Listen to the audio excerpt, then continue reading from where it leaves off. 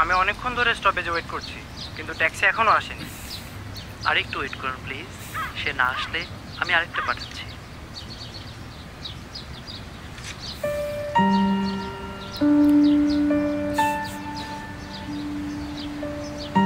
মেয়েটা আসলে সত্যি সুন্দর।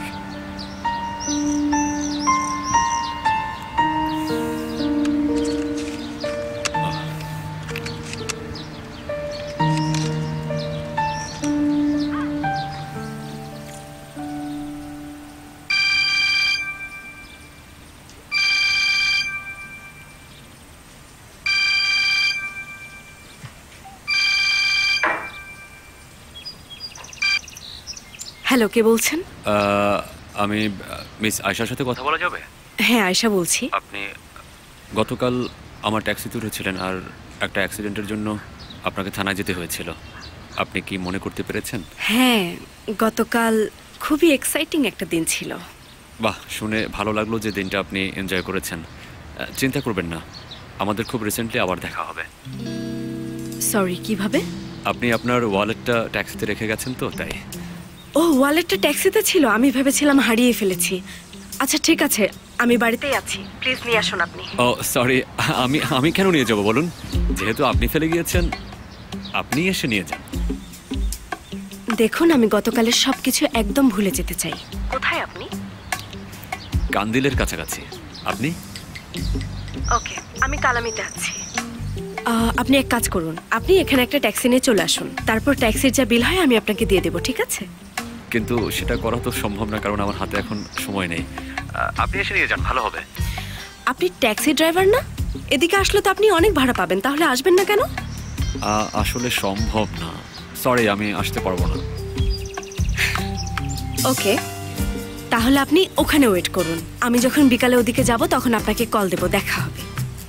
তাহলে আমি ট্যাক্সি মিটার চালু করে রাখবো, বেশিক্ষণ ওয়েট করাবেন না কিন্তু। আপনার যা খুশি করুন।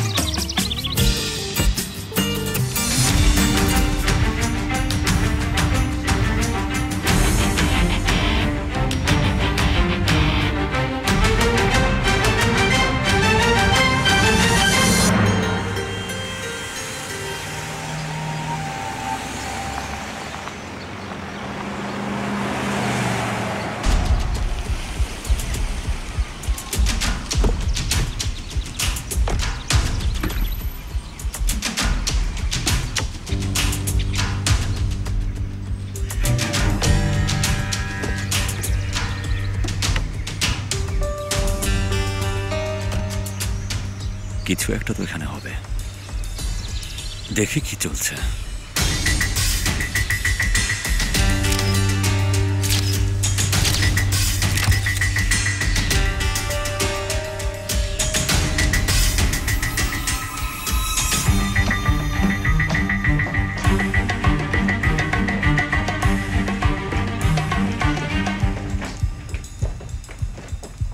Welcome mister Bahari. ওয়েলকাম নেজদেদ।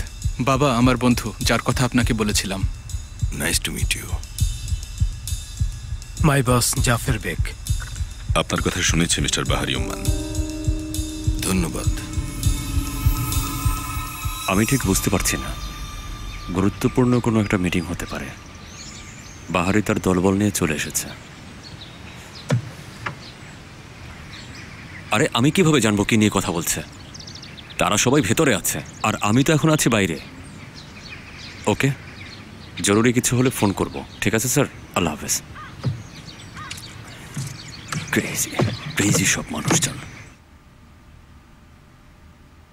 ওকে,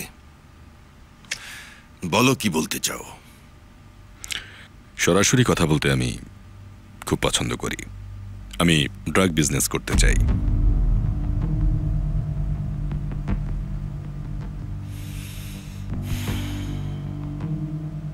আপনি জানেন গাঁজা এখন চলে না, কোকেইন এখনো অনেক দামি।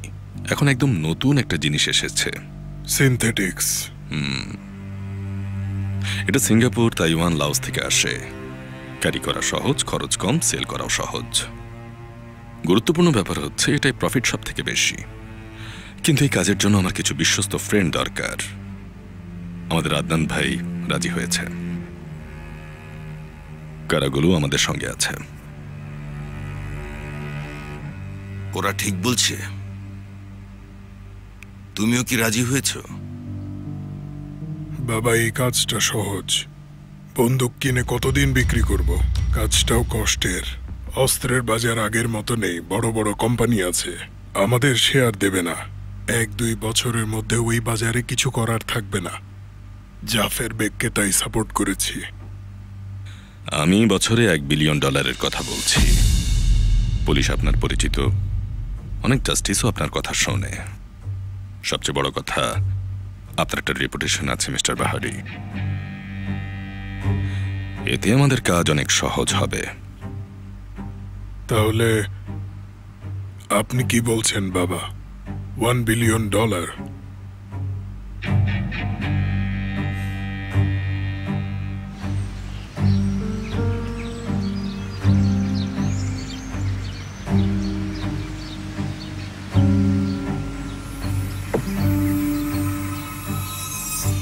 আমি যখন প্রথম ইস্তাম্বুলে আসি, বয়স ছিল 17।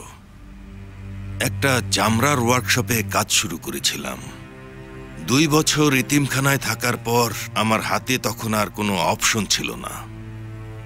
আমি আরো খারাপ কাজ করেছি। আমার অপছন্দের অনেক লোক ছিল, আমার শত্রুরা। আনফরচুনেটলি তারা কেউ আমাদের মাঝে নেই। বাবা, একটা সহজ প্রশ্ন করেছি। আপনি কথার মধ্যে কথা বলছেন কেন? আপনার সীমা অতিক্রম করছেন সদরুদ্দিন।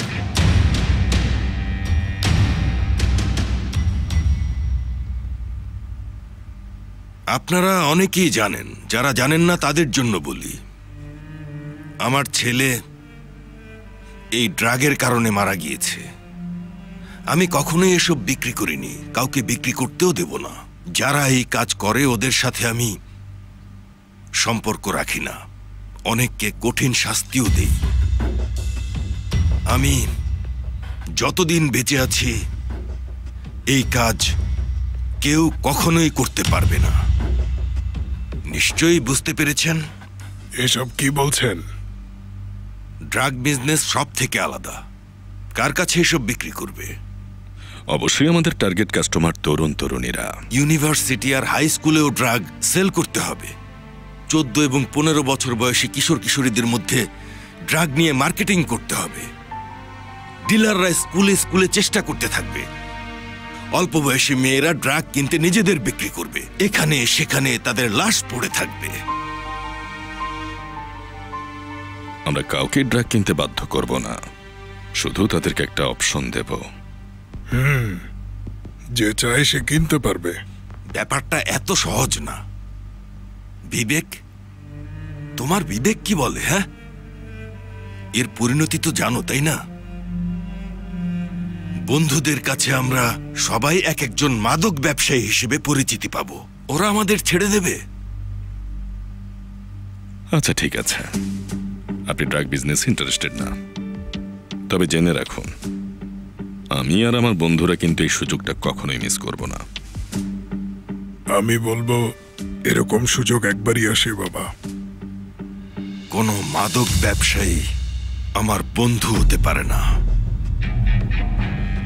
আপনি আমাদের ভুল বুঝলেন বাবা। আমরা এখানে অনুমতি চাইতে আসিনি। সেসব দিন শেষ বাবা। এজন্য আপনাকে চরম মূল্য দিতে হবে। পিতার ক্ষমতাকে নিজের যোগ্যতা ভেবো না। আমি শুধু আমার মনের কথা বলেছি। আপনারা সবাই শান্ত হন।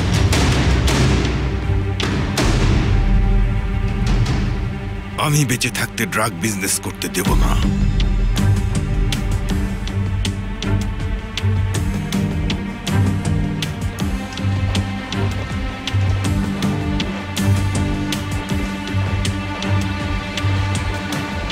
সাবধানে থাকবেন বাহারি বাবা, হয়তো আর দেখা হবে না। পৃথিবীটা তো অল্প দিনের।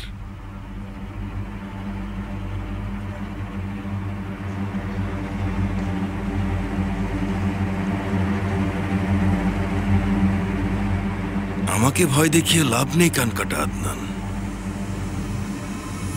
আল্লাহর রহমতে আমি অনেক দিন বেঁচে থাকবো।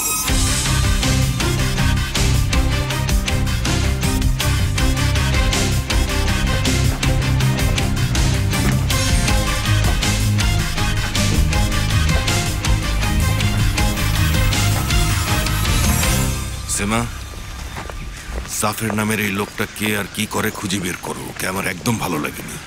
ঠিক আছে বাবা, আমি খোঁজ নিয়ে জানাচ্ছি। ও আরেকটা কাজ করো, আয়েশাকে কল করে ডিনারে আসতে বলো। গোকাল চলে যাচ্ছে, ওর থাকা উচিত। ঠিক আছে, কল করছি।